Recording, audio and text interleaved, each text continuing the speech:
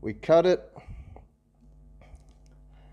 Now let's have a look to see what it looks like inside. All right. So the wrapper. All right. There is a binder. Let's see how this binder looks. Oh, that binder looks all right. Oh, this filler. All right.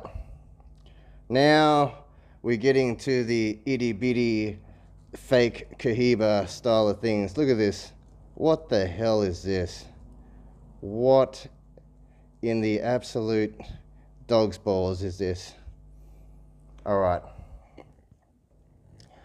All right, so pretty much the Cohiba we bought from Dapto for $100, guys.